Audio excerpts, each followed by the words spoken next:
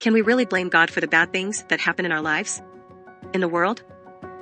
God gave us a place to be tested, where we are able to make our own decisions. We don't get to decide where and by whom we are born. But it comes a time when we are self-aware enough to make our own choices. We can't blame God for the bad things that others did to us, for the illnesses, injuries, and losses that fell upon us. These are all challenges to show us and in what we are capable of. What are you capable of? Bad things happen and you become bad, or simply quit? Or do you try to fix them and make it better for everyone else? Are you just living for yourself, wallowing in your troubles, while those around you are going through the same or worse? It's hard not to focus solely on yourself, but the truth is, you've never been alone for 1 second in your life. God has been there all along. Think about those times when something bad happened and in hindsight it saved you from a lot of trouble. Gave you lessons that you'd never had learned had you followed a different path. This might not have been the path you've chosen, however, the other path had already been lived by someone else, multiple people. You wanted what others had, and not what God has in store for you. A new path, that's not what you want, but what you need. And the path you had chosen wasn't really your choice to begin with.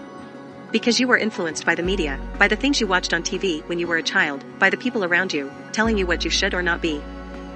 All those failures were lessons, and those lessons are what makes you today, right now. You're not so shabby, are you? You think you could be better, but according to who? To what standards of people who haven't lived every second of your life are you holding yourself to? If God thought that you had no more to live for, do you really think He'd be wasting His precious energy keeping you alive? Is He punishing you right now, or giving you a chance with every breath you take of being worthy of a place in His kingdom? Because I don't know if you know, if He really wanted to punish you, there's a place that He could send you right now where things are unimaginably much worse. So, don't waste the many opportunities that He has given you and will give, because it's never too late. Repenting is not enough, action is a must. God needs more than words for you to make it real. You're not only loving Him, but yourself, while being an inspiration to others. If you truly pay attention, you'll realize that God's words prevent us from the many troubles we endure. For example, in Exodus 20 verse 17, "Thou shalt not covet anything that is your neighbor's," is telling us if we compare ourselves to others, if we want something that we have no clue as to how our neighbor got it, or what she had to go through to have what she now has, we'll be ungrateful and miserable. When what we have might be enough, but we don't see it.